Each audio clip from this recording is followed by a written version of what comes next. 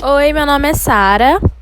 Oi, meu nome é Raquel, eu sou a irmã da Sara e hoje eu vim conversar com ela um pouco sobre a empregabilidade no Brasil.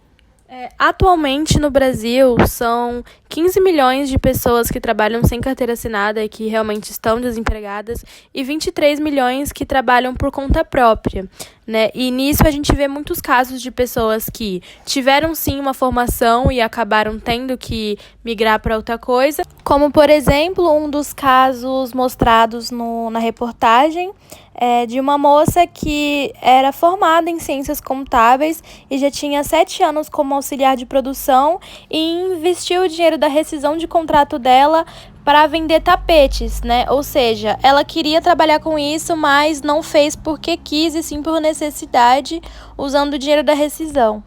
E também pessoas que não tiveram essa formação, não tiveram um conhecimento assim superior e empreenderam da mesma forma.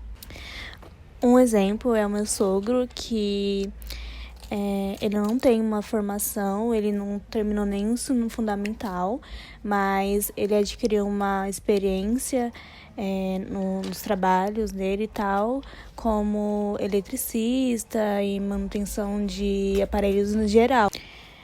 E assim ele passou a entregar uns cartõezinhos em alguns lugares e trabalhar por conta própria. Então foi uma forma de empreender de uma pessoa que não tem um conhecimento superior. E muitas vezes não é nenhuma questão de que a pessoa quer empreender, e sim porque ela realmente está precisando, que ela realmente não tem o que comer, não tem renda, e acaba tendo ideias criativas que acabam sendo melhor do que se ela estivesse trabalhando de carteira assinada por aí. Outro exemplo parecido como esse é do Emerson, que ele era auxiliar de expedição e ele passou a vender café da manhã na Paulista. Então foi algo que rendeu mais do que trabalhar de carteira assinada. Sim, muitos casos, pelo menos na minha opinião, acaba sendo um trabalho mais puxado para a pessoa, porém, às vezes tem mais lucro, às vezes não, e às vezes a pessoa ter aquela independência de ser seu próprio patrão e não sei o que, não sei o que, é melhor do que trabalhar de fato de carteira assinada. Hoje em dia a gente também vê muitos casos de Ubers, que eles eram...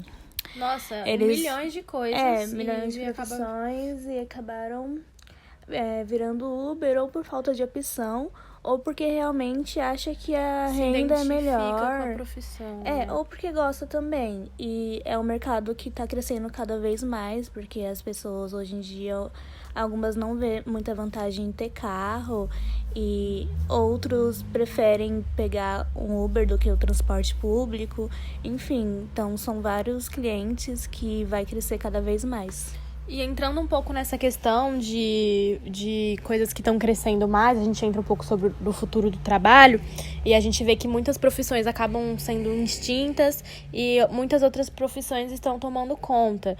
Que, por exemplo, com a pandemia a gente vê que as pessoas não são tão necessárias assim, já que a gente tem conseguido fazer muita coisa pela internet, né?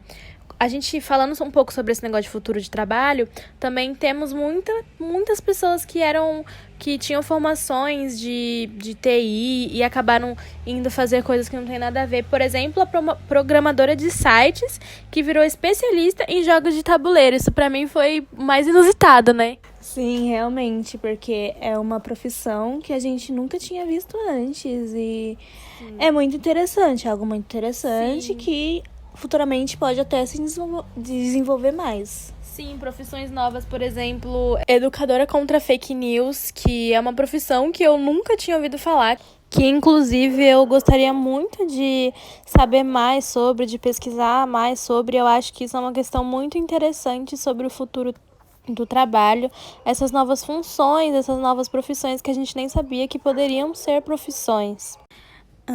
Também temos outro caso, que é de um analista de sistemas que virou padeiro e um emprego não tem nenhuma relação com a outra, então eu acho que as pessoas podem estar sempre se reinventando, que hoje em dia nós temos muitas possibilidades Claro, umas têm mais que outras e muitas ingressam nessa questão do empreendedorismo por necessidade e não porque é um desejo e porque é algo planejado.